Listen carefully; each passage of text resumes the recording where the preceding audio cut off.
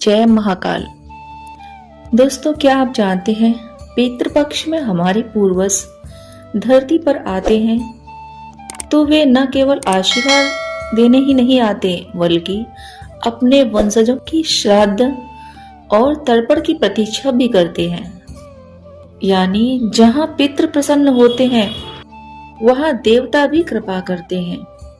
आज हम आपको सुनाने जा रहे हैं पितृपक्ष की एक ऐसी और अद्भुत प्रेरणादायक कथा जो न केवल पितृ दोष का नाश करती है बल्कि जीवन को सुख, समृद्धि और शांति से भी भर देती है।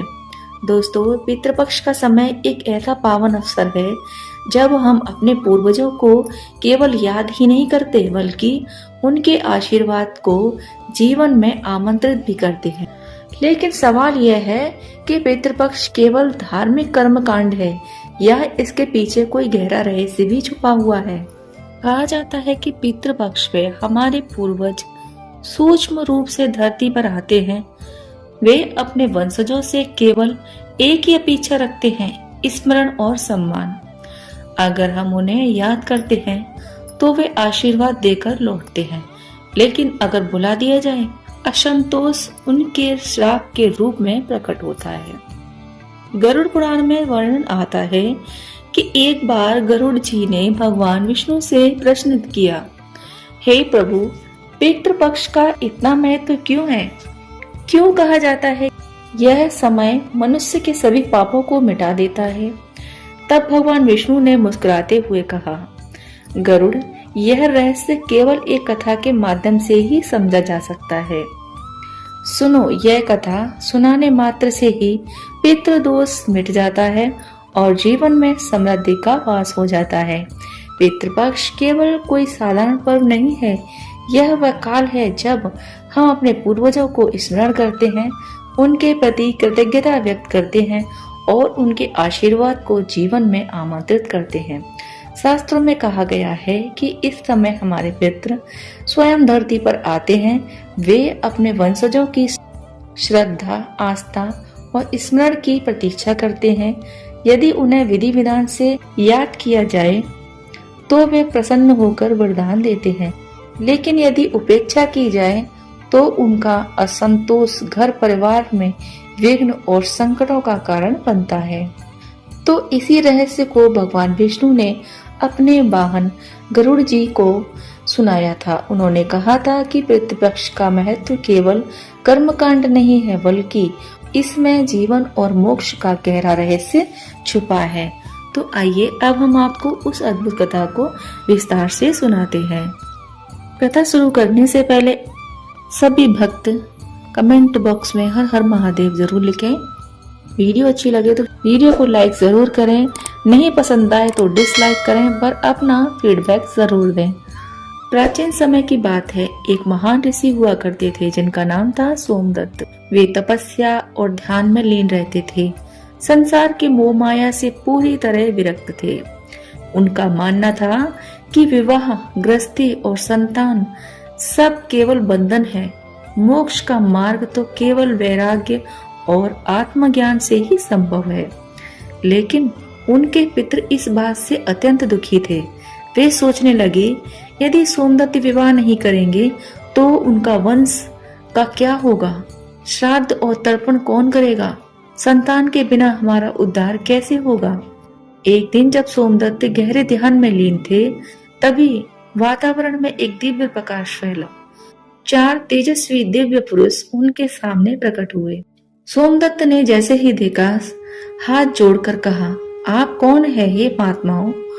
तब वे बोले, वत्स, हम तुम्हारे पितर हैं। तुम्हारा वैराग्य देखकर हम बहुत दुखी हुए। तुम विवाह क्यों नहीं करते?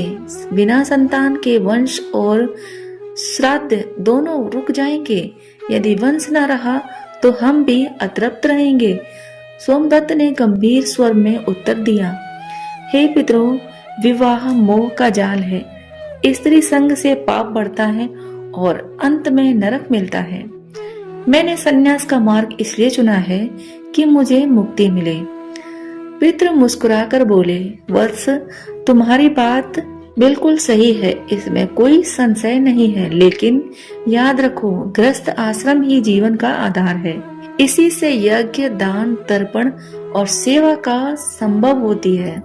संतान के बिना मनुष्य देव ऋण, ऋषि ऋण और पितृ ऋण से मुक्त नहीं हो सकता। श्राद्ध से ही पितृ तृप्त होते हैं और पितरों की तृप्ति से ही मोक्ष का द्वार खुलता है। सोमदत्त दुविधा में पड़ गए। तभी स्वयं ब्रह्मा जी प्रकट हुए और उन्होंने कहा, वत्स, तुम्हारे पितरों की बात सत्य है। यदि तुम विवाह नहीं करोगे तो वंश समाप्त हो जाएगा, लेकिन यदि श्रद्धा से पितरों की पूजा करोगे तो वे स्वयं तुम्हें योग्य पत्नी प्रदान करेंगे। इतना कहकर ब्रह्मा जी अंतर्ध्यान हो गए। सोमदत्त ने संकल्प लिया उसी क्षण और एक पवित्र नदी के तट पर कठोर तपस्या करने लगे। सैकड़ों वर्षों तक तर्पण और स्तुति करते रहे। उन्होंने प्रार्थना की, हे पितरों, यदि मेरी भक्ति सच्ची है तो मुझे वह शक्ति दें जिससे मैं अपना कर्तव्य निभा सकूं। उनकी भक्ति सुनकर पितृ प्रसन्न हुए और आकाश में एक दिव्य प्रकाश फैला। तब पितरों ने कहा, वत्स, तुम्हें उत्तम पत्नी प्रदान होगी।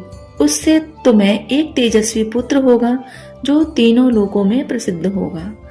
तभी नदी के मध्य से एक अप्सरा प्रकट हुई और बोली, हे तपस्वी, मैं तुम्हारे लिए वरुण पुत्री मालिनी को लेकर आई हूँ और यह गुण और रूप से परिपूर्ण है।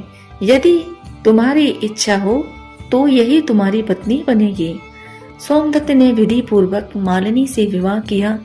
कुछ समय बाद उन्हें एक तेजस्वी पुत्र प्राप्त हुआ जिसने धर्म और नीति से पृथ्वी का पालन किया। उनके वंशजों ने यज्ञ, श्राद्ध द्वारा पितरों को तृप्त किया। भगवान विष्णु ने गरुड़ जी से कहा, देखो गरुड़, यही है पितृपक्ष का महत्व। यदि सोमदत्त ने पितरों की आज्ञा न मानी होती तो वंश नष्ट हो जाता, लेकिन श्रद्धा और तर्पण से उन्हें पत्नी, पुत्र और पितरों का आशीर्वाद सब कुछ मिला। अब प्रश्न उठता है, आज के समय में हम पितरों को कैसे प्रसन्न करें? भगवान ने कुछ सरल उपाय बताए हैं, जैसे कि उनमें से पहला उपाय है तर्पण और जल अर्पण। जैसे तिल, कुश और जल से पितरों को स्मरण करें। दूसरा है श्राद्ध भोजन, सात्विक भोजन बनाकर ब्राह्मणों और अतिथियों को अर्पित करें। तीसरा है गाय, कौवे और कुत्तों को भोजन। यह पितरों की तृप्ति का प्रतीक है। पीपल और तुलसी की पूजा पितरों और लक्ष्मी का निवास माना गया है। दान और सेवा, अन्न, वस्त्र और धन दान करके पितरों की आत्मा को संतुष्टि मिलती है। छठवां है तीर्थ स्थानों और पिंडदान।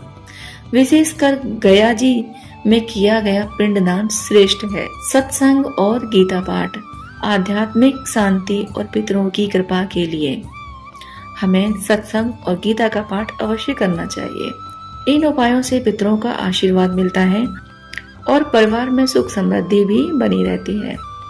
तो दोस्तों, पितृपक्ष में हमें यह सीखने को मिलता है, पितृपक्ष हमें यह सिखाता है कि जीवन केवल अपना नहीं है, हमारी जड़ें हमारे पूर्वजों से जुड़ी हैं।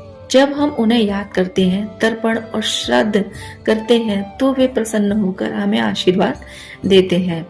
अगर आपको यह कथा और जानकारी अच्छी लगी हो तो इसे लाइक करें और अपने मित्रों के साथ शेयर करें, और ऐसी ही आध्यात्मिक कहानियां सुनने के लिए हमारे चैनल को सब्सक्राइब करना ना भूलें। जय पितृदेव, जय श्री हरि विष्णु।